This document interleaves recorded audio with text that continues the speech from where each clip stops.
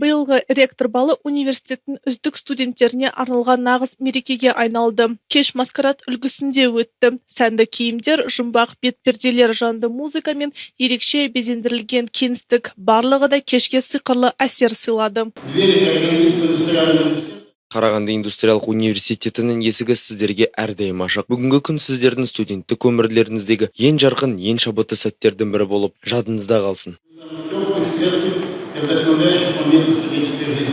Мерекелік іс-шараға оқу озаттары, белсенділер, олимпиада, ғылыми жобалар мен спорт жарыстарының жеңімпаздары қатысты. Сондай-ақ кештің құрметті қонақтары қатарында оқытушылар мен қала әкімдігінің өкілдері де бар. Олар түлектерге жүрекжарды тілектерін жеткізді. Осы жылдары сіздер университет қабырғасында білім ғана алып қоймай, тұлға ретінде қалыптастыңыздар. Және үлкен біздің өмірге жолдама алып жатсыздар.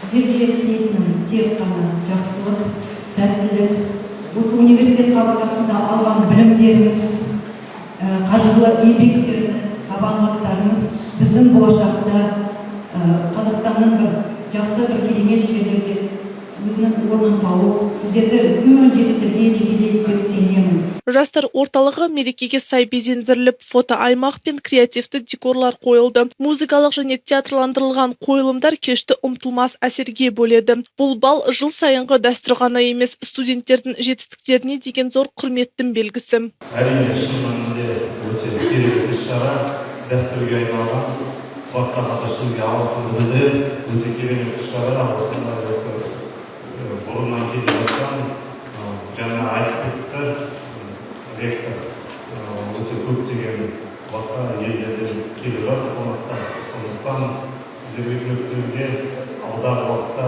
сәттілік тілегім келеді. Ректор балы бұл студенттерге алғыс білдірудің, олардың еңбегі мен білімге ұмтылысын бағалаудың белгісі. Ал түлектер үшін бұл кеш студенттік жылдарға қош айтып, үлкен өмірге қадам басудың жарқын бастамасы. Тоғжан Сағынбекова, Ақан Сері Алиасқаров, Теміртау жаңалықтары.